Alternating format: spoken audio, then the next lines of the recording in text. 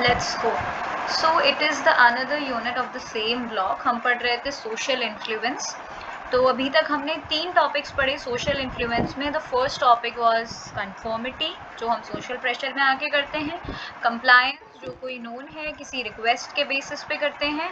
और आपका third one was obedience, how we obey others या how we obey authoritative figures. तो ये सोशल प्रेशर में आके और दोस्ती यारी में रह के और किसी यू कैन से आपका कोई फेवर आपने किसी ने किया है आपके ऊपर, फिर आपको उसमें कैसे सामने वाले से आप कंप्लाई हो जाओगे, इन्फ्लुएंस्ड हो जाओगे. Then obedience. ये सारे टॉपिक्स हमने पढ़े थे लास्ट यूनिट में. Then today we are going to discuss Unit 9, which is aggression and social influence. तो aggression और social influence ये हमें पढ़ना है. सेम टॉपिक्स हैं, मतलब social influence का ही पार्ट है ये aggression.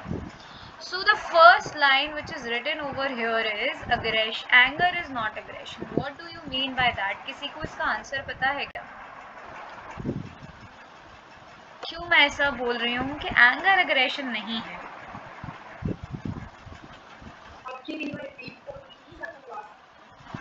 Am I audible now?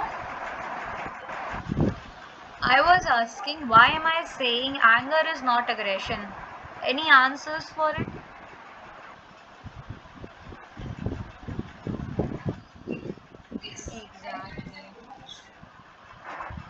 Exactly. Anything other which you guys want to add on?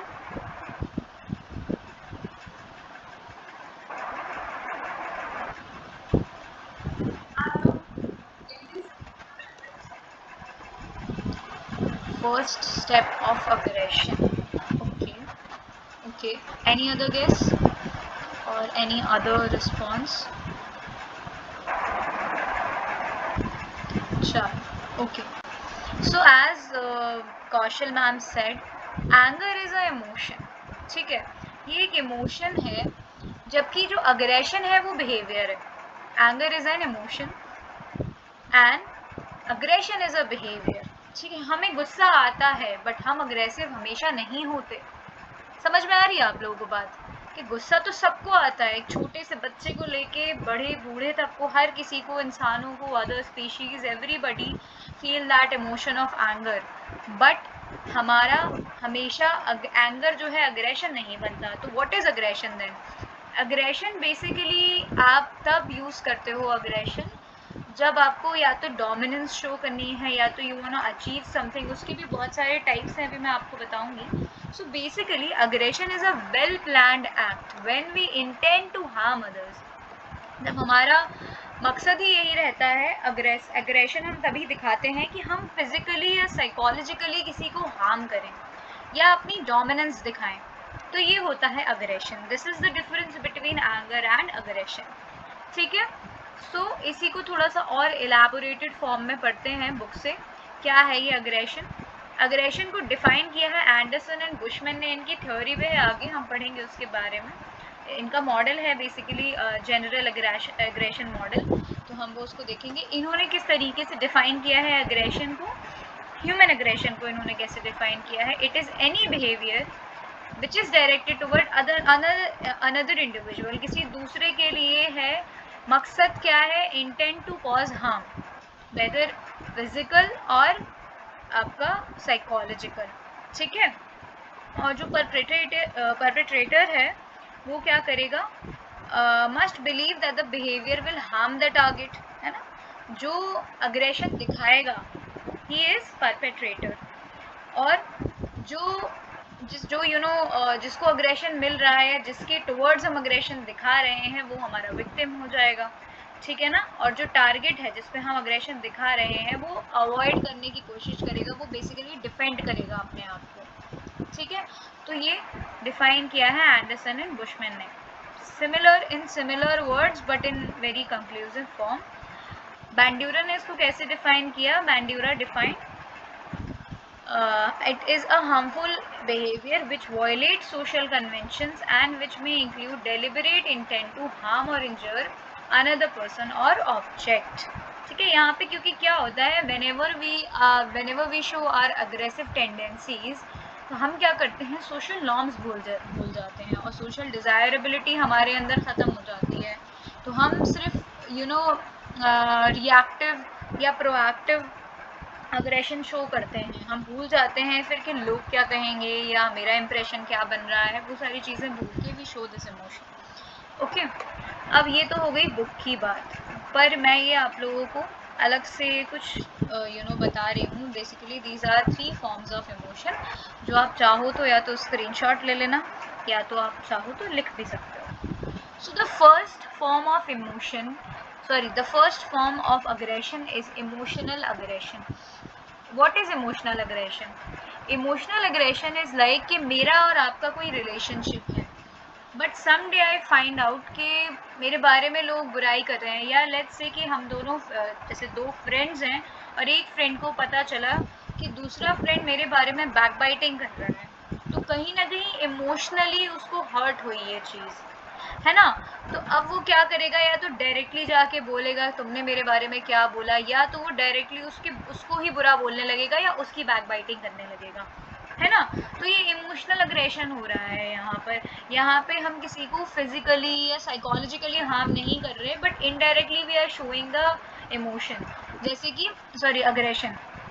जैसे कि ऐसा होता है ना, जब मदर आपको जब अगर लगता है पेरेंट्स को कि ये बच्चे जो हैं हमारी बात नहीं मान रहे हैं, ठीक है, तो वो कहीं ना कहीं इमोशनली हर्ट होते हैं। इमोशनल अग्रेशन में what they do, they started taunting us, कि वो टॉन्ट्स मार रहे हैं या वो कुछ बुरा बोल रहे हैं हमारे बारे में या गुस्सा हो रहे हैं हमारे ऊपर, तो वो इमोशनल अग्रेशन है, ठीक है।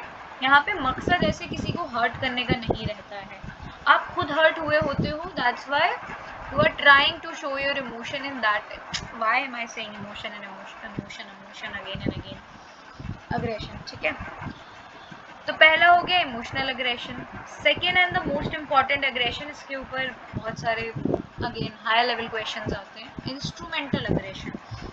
इंस्ट्रूमेंटल अग्रेशन में क्या होता है, बेसिकली आपको कोई चीज़ चाहिए होती है और आप उसके लिए लड़ रहे होते हो दूसरों से। लेट्स से कि आप किसी शॉपिंग मॉल में गए जहाँ पे बहुत भीड़ है और वहाँ पर सेल लगी हुई है, तो आप क्या कर रहे हो, आप एक दूसरे को धक्का दे रहे हो, हटा रहे हो, क्योंकि आपको आपकी चीज़ चाहिए, you want to acquire something but you are not meant to hurt others. तो यहाँ पे रैशनली प्लान्ड आउट अग्रेशन हम शो करते हैं, कैलकुलेटेड डोमिनेंस हमारी रहती है कि इतना ही बस हर्ट करना है, इतना ही धक्का देना है, ऐसा नहीं कि इंसान दूसरा वाला मर ही जाए, है ना। सेल्स एग्जाम्पल हो सकते हैं यहाँ पे। What do boxers do, boxers भी एक दूसरे को मार रहे होते हैं, वो उनका मकसद अपना अपना गुस्सा या अपनी पर्सनल दुश्मनी निकालना नहीं होता, वो actually they want to win the situation. या अगर आपने देखा होगा, जो भी अग्रेसिव प्लेयर्स होते हैं क्रिकेट में, क्रिकेटर्स जो रहते हैं, अग्रेसिव क्रिकेटर्स होते हैं, तो वो बहुत ज़ोर से बॉल हिट करते हैं या बहुत ज़ोर से बॉलिंग कर रहे हैं या बैटिंग कर रहे हैं, तो उनका मकसद किसी को मारना या किसी को इंजर्ड करना नहीं होता है, उनका मकसद होता है टू विन द मैच, 6 लगाना, ठीक है ना। तो ये इंस्ट्रूमेंटल एग्रेशन में आता है। Yes yes yes, it is recording, ठीक है। इंस्ट्रूमेंटल एग्रेशन ये हो गया। नेक्स्ट जिसके बारे में हम बुक में बात कर रहे हैं, हॉस्टाइल एग्रेशन है वो। हॉस्टाइल एग्रेशन, तो यहाँ पे फीलिंग्स ऑफ हॉस्टिलिटी आती हैं। यहाँ पर क्या होता है, यहाँ पे हम जानबूझ के वायलेंट एटीट्यूड्स या वायलेंट बिहेवियर शो करते हैं, and we show the violence, ठीक है, in the name of aggression, कि हमें गुस्सा आ रहा है, हम गुस्सा दिखा रहे हैं, मार रहे हैं, फिजिकली या तो किसी को मार रहे हैं या तो साइकोलॉजिकली कुछ तो ऐसा कर रहे हैं, ठीक है, जिसकी वजह से hostility show. So, hostile aggression, actions associated with anger, violent attitudes and it is intentional, है ना। यही हमने पढ़ा ना अभी तक। तो हम क्या पढ़ रहे थे, हॉस्टाइल एग्रेशन के बारे में। उससे बुक में हमने ना ही कोई इंस्ट्रूमेंटल एग्रेशन की बात करी, ना ही कोई इमोशनल एग्रेशन की बात करी, but we have 3 forms of aggression, emotional, instrumental, hostile, ठीक है। क्लियर है ये चीज़ आप लोगों को? It is not given in the book, तो प्लीज़ नोट डाउन और स्क्रीनशॉट ले।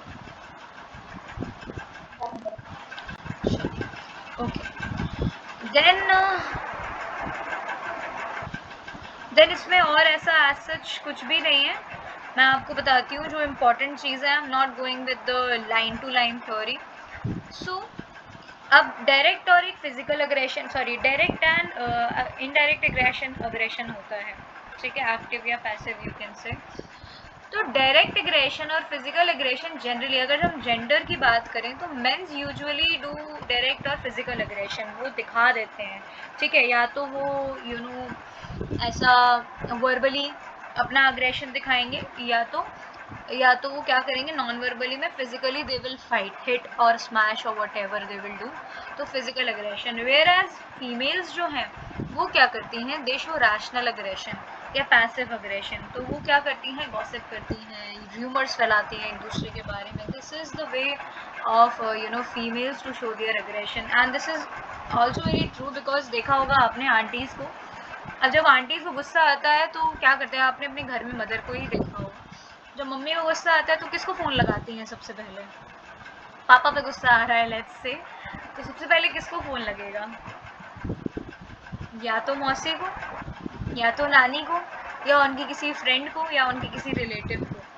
फिर वो करेंगी गॉसिप, बैक बाइटिंग, र्यूमर्स, इन्होंने ऐसा कर दिया, इन्होंने वैसा कर दिया, या किसी उनकी फ्रेंड ने अगर उनसे कुछ लड़ाई हो गई हो या ये, तो फिर उनके बारे में वो उल्टी सीधी बातें करेंगी. So this is the way how females show their aggression. जैसे लड़ाई वड़ाई तो ऐसा नहीं करती है ना जाके, but again I am not generalising the statement कि सभी ऐसी होती हैं. अभी तो आप यूनिवर्सिटीज़ और कॉलेजेस में चले जाओ, सब कुछ होता है, आपको सब कुछ मिलेगा, बढ़िया रोज़ का मसाला मिलेगा आपको. So I am not generalising the statement. So ये सारी चीज़ें हैं, डायरेक्ट एग्रेशन, रैशनल एग्रेशन. और क्या होता है, aggressive behaviours intend to hurt others either physically और psychologically and is motivated by the aggressor's feeling of anger and hostility. Such aggression is called hostile aggression. अभी जो कुछ मैंने बताया वही सेम चीज़ें लिखी हुई हैं. एक चीज़ और भी लिखी गई है कि अब क्या हो रहा है, अग्रेशन को रिलेट कर दिया है वर्चुअल वर्ल्ड से. तो अब जब भी किसी को भी गुस्सा आता है तो वो ना तो किसी को फिजिकली मारता है या तो वर्बली मारता है, क्या करता है वो, उसकी कुछ तो ऐसी चीज़ें जो उसको डिफेम कर दें, एम्बैरस कर दें सबके सामने, ऐसे उसकी फ़ोटोग्राफ्स अपलोड कर देगा या उसके ऊपर कुछ उसकी पिक्चर्स पे ऐसे कमेंट्स करेगा, है ना. Basically he is trying to defame the person, embarrass the person. तो ये इस तरीके से this is also a new way of showing aggression. और ये यंगस्टर्स भी करते हैं और बहुत सारे अडल्ट भी करते हैं, उसमें आई कैन नॉट से कि सिर्फ यंगस्टर्स ही करते हैं, राइट. तो ये सारी चीज़ें आ गई आपके अग्रेशन के मीनिंग एंड फॉर्म्स में, ठीक है. फॉर्म्स एक्चुअली इन्होंने बताया ही नहीं है कितने फॉर्म्स हैं, but we have 3 forms. Fine, clear है गाइज यहाँ तक?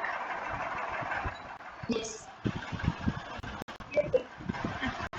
Okay. Next we will talk about the theoretical approaches to aggression.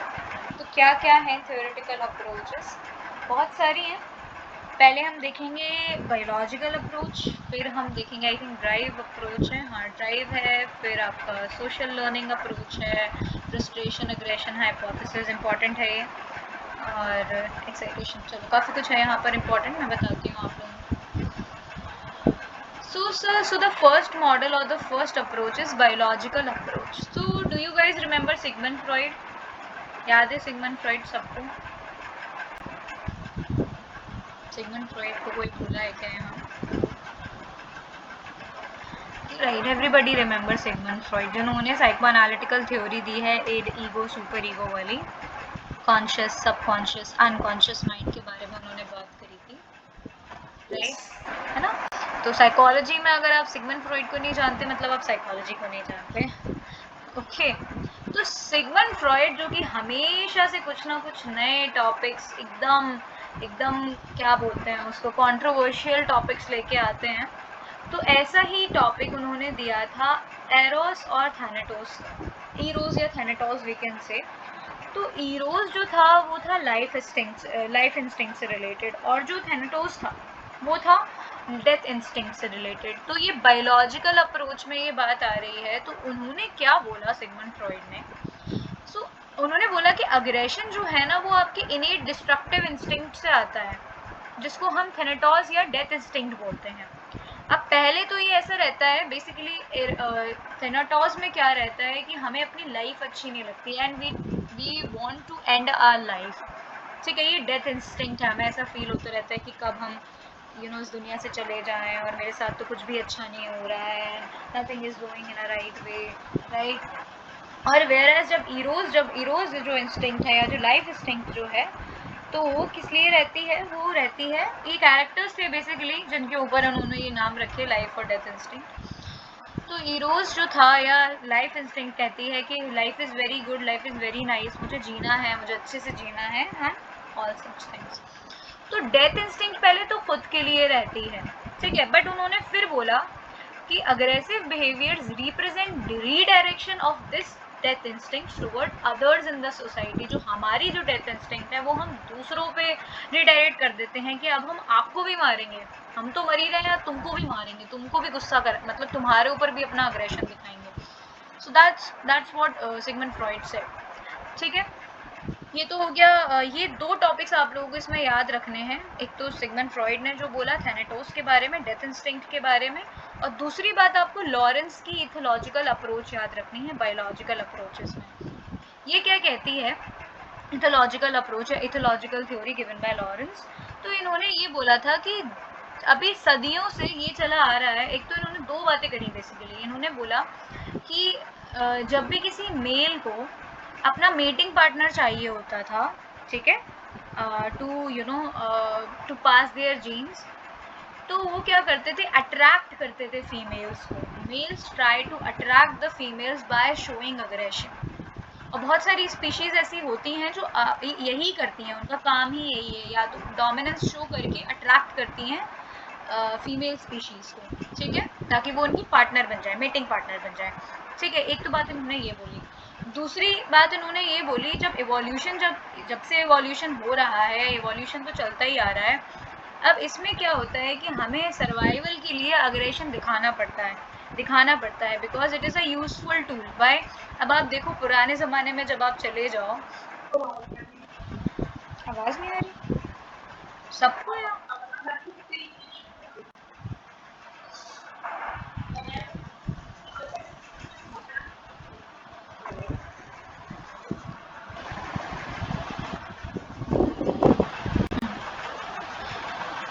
Then the second thing which Lorenz said कि हाँ वही मैं बात करी थी, आप लोगों को याद होगा पुराने टाइम पे क्या होता था, सर्वाइवल के लिए ना जानवरों को मारना पड़ता था या लोगों को भी मारना पड़ता था फॉर द टेरिटरी। जैसे मुगलों के ज़माने में, और आप पीछे चले जाओ, जो पहले का जो हिस्ट्री अगर आप पढ़ो, तो लोग क्या करते थे, एक दूसरे की सेनाओं को मारते थे। क्यों मारते थे? कि टेरिटरी हासिल करने के लिए। इवन अभी भी जो वॉर्स हो रहे हैं, ठीक है, अभी वो टेरिटरी के लिए ही, रिसोर्सेज के लिए ही एक दूसरे को मार रहे हैं, अग्रेशन अपना शो कर रहे हैं, ठीक है।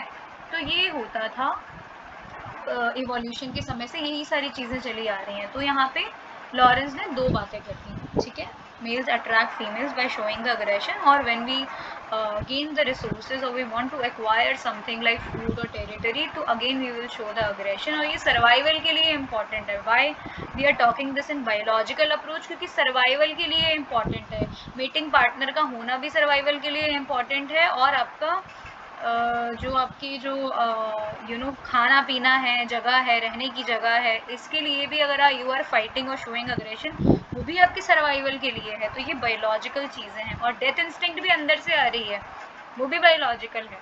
तो ये 3-4 बातें बायोलॉजिकल अप्रोच में आप लोगों को याद रखनी है और लिखनी है। फाइन, ये हो गया पहला approach. Next approach drive approach है। तो ड्राइव क्या है बेसिकली? यस,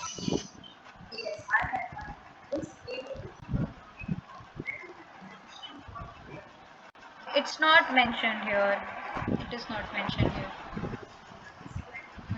बट ये दोनों बातें उन्होंने बोली थी, इसीलिए मैंने आप लोगों को बताया उसको। सो ड्राइव अप्रोच में बेसिकली क्या है, हमने पढ़ा था ड्राइव के बारे में, कैसे ड्राइव हमारी जनरेट होती है, नीड रहती है, फिर ड्राइव होती है, फिर हमारा अराउजल रहता है, राइट, हमने ये पढ़ा है फर्स्ट ईयर में। तो इसी के बारे में बात करी है डॉलर्ड, मिलर, बर्कोविट्स। ये बहुत अच्छे रिनाउंड सोशल साइकोलॉजिस्ट हैं, इनकी आगे थ्योरीज भी हम पढ़ेंगे। तो इन्होंने बोला कि aggression is primarily originated from the strong drive to harm others. जब तक ये स्ट्रॉन्ग ड्राइव ही नहीं होगी हम अपना अग्रेशन नहीं शो करेंगे। तो we need a strong drive, ठीक है। तो ये आता कैसे है, ये स्ट्रॉन्ग ड्राइव आती कैसे है? फ्रस्ट्रेशन से, राइट। हम फ्रस्ट्रेटेड हैं, हम जो अचीव करना चाह रहे हैं, what ever the goal is, हम उसको अचीव नहीं कर पा रहे हैं, कुछ ना कुछ बीच में अटक जा रहा है, फ्रस्ट्रेशन है। या लोग हमें प्रवोक कर रहे हैं, ठीक है। और आपको गुस्सा तो है, आपको फीलिंग्स तो है, नेगेटिव फीलिंग्स है, एंगर, एंगर फीलिंग्स। अब आपको कुछ दिख जाए, कोई वेपन दिख जाए, वेपन इफेक्ट इसको कहते हैं, कि कोई वेपन दिख जाए। जैसे मम्मी को गुस्सा तो आ रहा है आपकी बातों पे, अगर उन्हें सामने चप्पल और मिल जाए तो वो उठा के ज़रूर मारेंगी। Getting my point. तो ये चीज़ें हैं, ये चीज़ें मिला के फिर क्या होता है, they instigate the this drive in the person which is expressed in the form of aggressive behaviour in at the overt level. Overt level पे मतलब आप फिर सच में हार्म करोगे दूसरे को, ठीक है। तो ये ड्राइव अप्रोच यही कहती है, ओके। और बाकी क्या है कि आपका इन्होंने फिर ये बोला कि अग्रेसिव बिहेवियर जो है they are largely driven by external factors, है ना। लोग प्रवोक कर रहे हैं, या तो फ्रस्ट्रेटेड हैं, या सुबह से शाम तक कुछ ना कुछ ऐसा हो ही रहा है जो हमें अगेन प्रवोक कर रहा है, फिर एकदम से आप फट जाओगे, एकदम से you will show your aggressive behaviour, okay. Drive approach. Next, social learning approach. Interesting है काफ़ी। अब मुझे आप लोग बताओ कि बचपन में आप लोगों ने अपने घरों में क्या देखा है, कि अगर कुछ ऐसी सिचुएशन आ रही है तो उससे पेरेंट्स, आपकी फैमिली किस तरीके से डील कर रही है? गुस्से से कर रही है या कामली कर रही है? बताओ आप लोग, किस तरीके से चीज़ों को अचीव किया जा रहा है, या कैसे प्रॉब्लम्स को टैकल किया जा रहा है?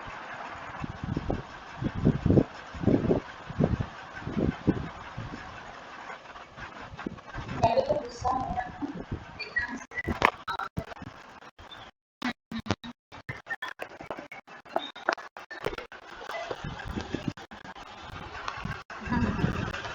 ओके, ओके, यू हिमांशी से पेशेंटली, ओके। हाँ, किसी और को कुछ कहना है यहाँ पर?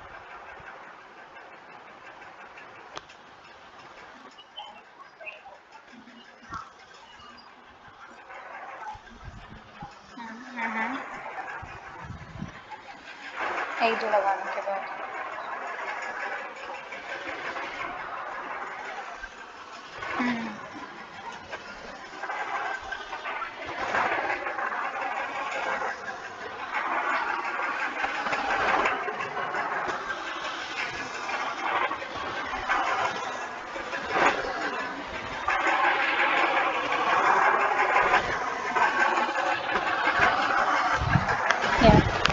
Right, okay. So basically we were talking about social learning approaches. तो बेसिकली हमने अपने पेरेंट्स को या अपने आसपास सोसाइटी के मेंबर्स को हमने देखा है कि किस तरीके से चीज़ों को टैकल आउट किया जा रहा है, किस तरीके से प्रॉब्लम्स को टैकल आउट किया जा रहा है। तो वो कहीं ना कहीं सोशल लर्निंग बिहेवियर में आ रहा है, कि अगर हम देख ही रहे हैं ऐसा कि हर चीज़ को गुस्से से ही सॉल्व किया जा रहा है और गुस्से से ही ये चीज़ें हमें मिलेंगी, डोमिनेंस शो करके ही मिलेंगी, तो हम वही सीखेंगे। और अगर हमारी ये कंडीशनिंग हो रही है कि नहीं, गुस्से से, सिर्फ गुस्से से ही चीज़ें नहीं मिलती, कभी कभी आपको पेशेंटली कामली भी इन चीज़ों को डील करना होता है, आपको अगर कुछ चाहिए। जैसे कि आप लोगों ने वो ऐड देखा होगा, किसी कहीं तो देखा होगा आपने वो वाला ऐड। वो एक दो छोटे बच्चे आते हैं, तो वो कहते हैं कि बहुत छोटे छोटे थे वो लोग, या 5-6 साल के बच्चे थे। वो अपने पेरेंट्स के पास आते, वो कहते मम्मी पापा हमें शादी करनी है। तो लड़की भी बोलती है हाँ हाँ मुझे भी शादी करनी है। तो फिर वो बोलते हैं अच्छा क्या करोगे शादी के बाद? तो वो बोलते हैं कि लड़का फिर बोलता है कि मैं घर आऊँगा और फिर मारूँगा और अपना सारा गुस्सा उतारूँगा और फिर खाना खा के सो जाऊँगा। मतलब अगर आप लोगों को ये ऐड याद हो तो, मुझे एग्जैक्टली था क्या उस ऐड में वो मुझे याद नहीं है, बट हाँ मैसेज यही था उसका।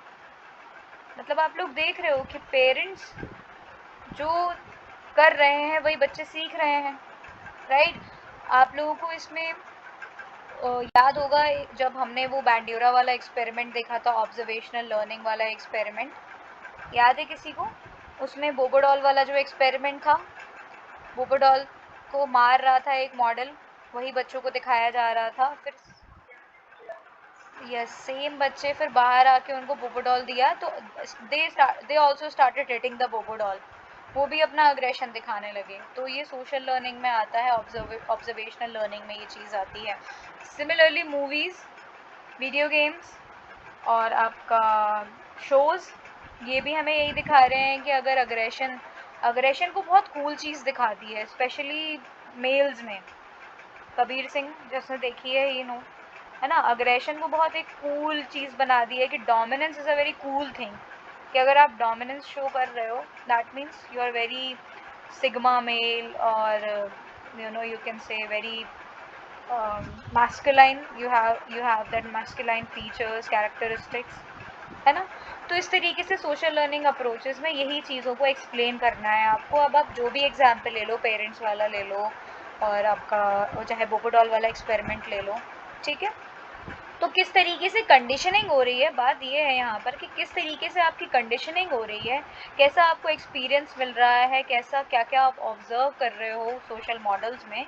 तो वही चीज़ें सीख के आप यू नो अग्रेशन उसको आप फिर अग्रेशन दिखाओगे या तो नहीं दिखाओगे, ठीक है। ये सोशल लर्निंग में आता है। Now a very important theory here is frustration aggression hypothesis. Interesting है काफ़ी, क्योंकि इस थ्योरी के साथ बहुत कुछ हुआ। Theory itself is not very interesting, but इस थ्योरी के साथ जो कुछ हुआ वो काफ़ी इंटरेस्टिंग है। So the model was first given by Dollard and Miller. यहाँ पे डॉलर्ट का नाम गिवन है, बट डॉलर्ट एट ऑल का मतलब क्या होता है, एंड अदर्स।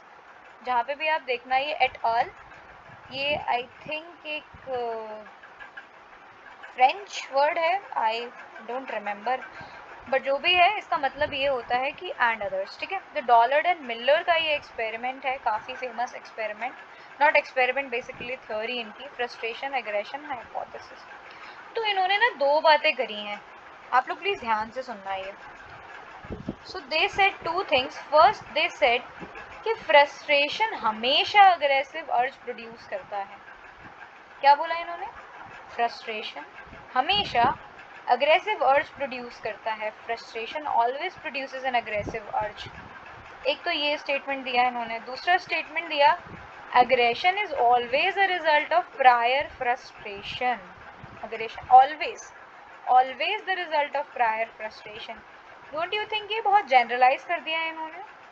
अभी शुरू से हम यही बात करते आ रहे हैं कि फ्रस्ट्रेशन से हमेशा अग्रेशन नहीं होता, और हमेशा अग्रेशन जो है वो सिर्फ और सिर्फ फ्रस्ट्रेशन का रिजल्ट नहीं होता। What do you think? कुछ तो गड़बड़ है ना इस थ्योरी में। इन्होंने एक्सट्रीम लेवल पे बात कर दी,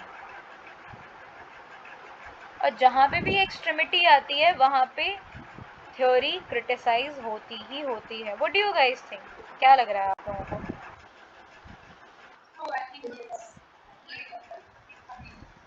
राइट, गुस्सा तो सबको आता है, बट अग्रेशन हर कोई नहीं शो कर पाता, ठीक है। फ्रस्ट्रेट तो सभी होते हैं कहीं ना कहीं।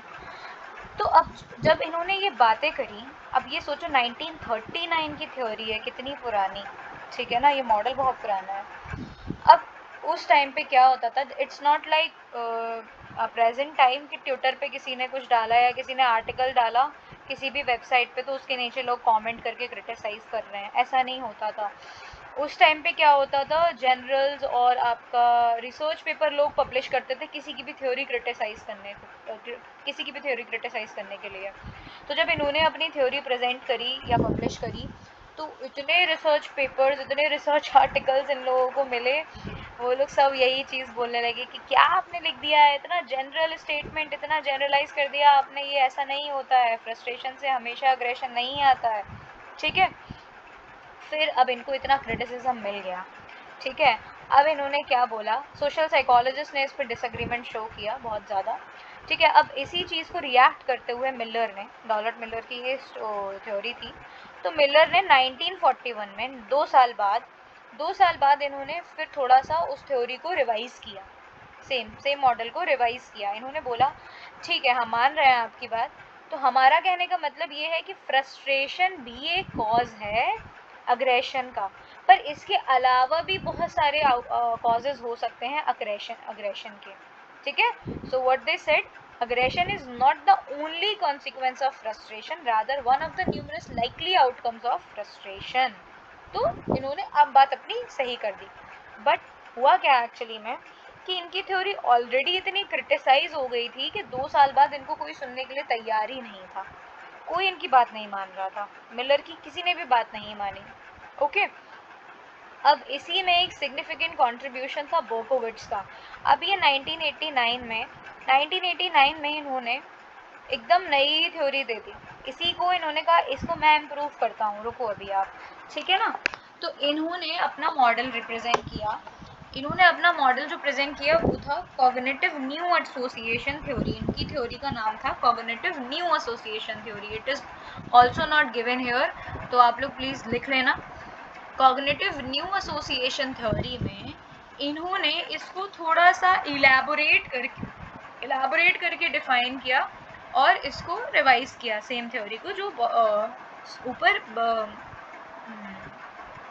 डॉलर्ट एंड मिलर ने जो थ्योरी दी थी, ठीक है। तो इनका क्या कहना था, इनका कहना था कि फ्रस्ट्रेशन पहली बात तो कैसे आता है, फ्रस्ट्रेशन आता है किसी अनप्लेजेंट एक्सपीरियंस से, है ना। आपका कोई गोल अचीव नहीं हो पा रहा है, आपको गर्मी लग रही है, सर्दी लग रही है, पेन हो रहा है, तो वहाँ से यू फील फ्रस्ट्रेटेड।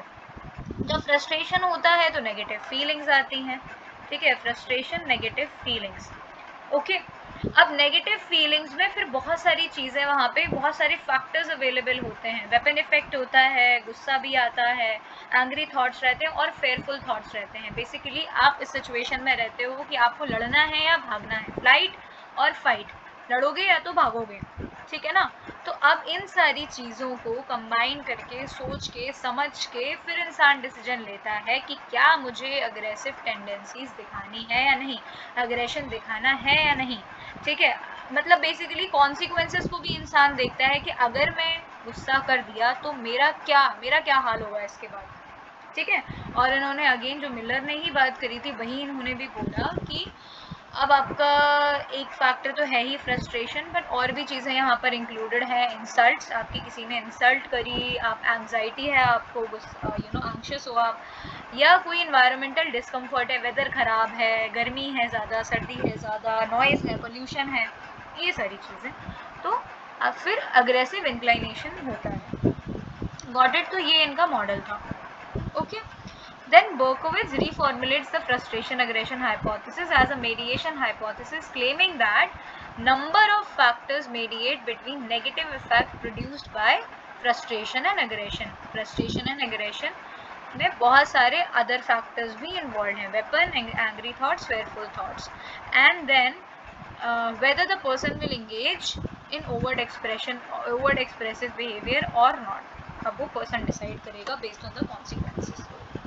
ये था पूरा frustration aggression hypothesis. I hope आप लोगों को समझ आया होगा। Is that clear?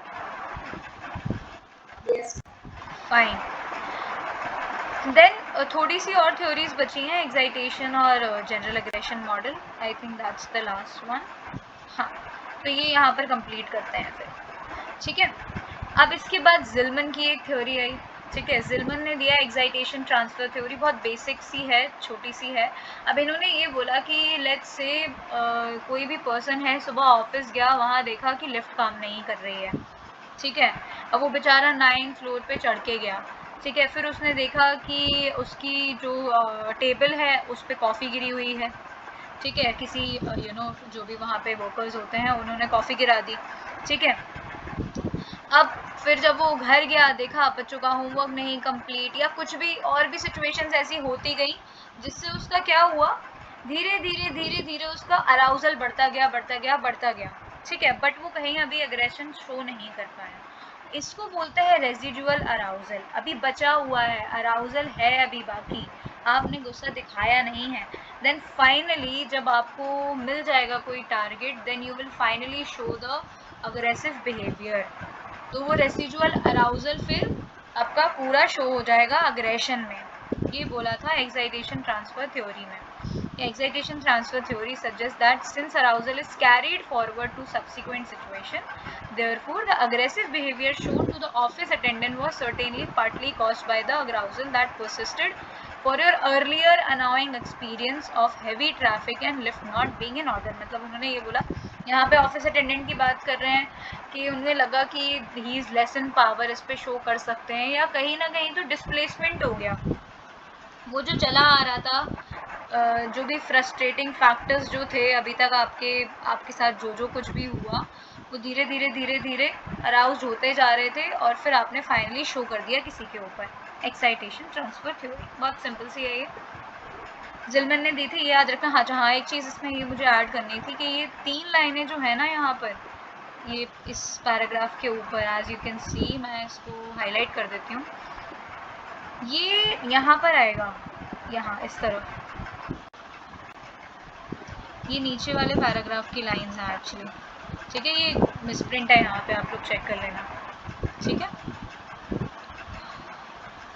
Then next and the last model, which is general aggression model, it was given by Anderson and Bushman in 2002। तो इन्होंने बोला 3 स्टेजेस होते हैं, ठीक है। इन्होंने क्या बोला, let us understand the framework of human aggression. So we have 3 routes या 3 स्टेजेस। पहला है input variables, stage 2 is route, और आपका स्टेज 3 है अप्रेजल और डिसीजन। तो पहला ये इनपुट वेरिएबल्स कहाँ से आएंगे, सिचुएशनल फैक्टर्स से आएंगे या तो पर्सनल फैक्टर्स से आएंगे। आप खुद कैसे हो, आपके बिलीव्स, आपके इंटेंशंस, आपका टेम्परामेंट, आपकी पर्सनालिटी टाइप, कितना आप गुस्सा दिखाते हैं हम जनरली, ये पर्सनल फैक्टर्स में आ गए। वेयर एज डिस्पोजिशनल या सिचुएशनल फैक्टर्स, सॉरी ये तो डिस्पोजिशनल में आ गया, और सिचुएशनल फैक्टर्स, इन्वायरमेंटल फैक्टर्स में फ्रस्ट्रेशन, दूसरों के द्वारा प्रवोक किया जाना आपको, आपका एक्सपोजर है एग्रेसिव मॉडल्स के साथ, और इन्वायरमेंटल डिस्कम्फर्ट। तो ये इनपुट वेरिएबल्स हैं, ये स्टिमुलस मिल रहा है, ठीक है। देन रूट में क्या है, इफेक्ट, कॉग्निशन, अराउजल, ये यहाँ से देख लेते हैं। Stage 2 is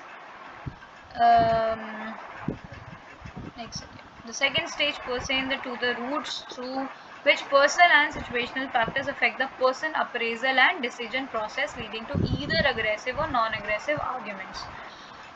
General aggression model argues that the personal and situational factors influence the person's present internal state, constituted by his or her effect. अब पर्सनल में क्या आ रहा है कि आपकी हॉस्टाइल फीलिंग्स कैसी थी, आपको कितना बदला लेना है, कितना किस टाइप के एक्सप्रेशंस आपको मिले। फिर कॉग्निशन में आपका आ रहा है, अब आप सोच क्या रहे हो उसके बारे में, क्या बिलीव्स हैं, क्या एटीट्यूड है आपका।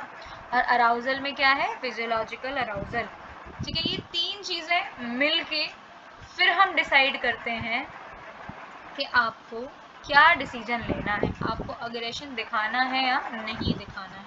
अगर आपने सिचुएशन को इस तरीके से इंटरप्रेट किया, अरे ये तो इससे तो मेरी पुरानी दुश्मनी थी, अब तो मुझे बदला लेना पड़ेगा, तो of course it will increase your anger, है ना, जो फिर आपका अराउजल भी बढ़ा देगा, है ना।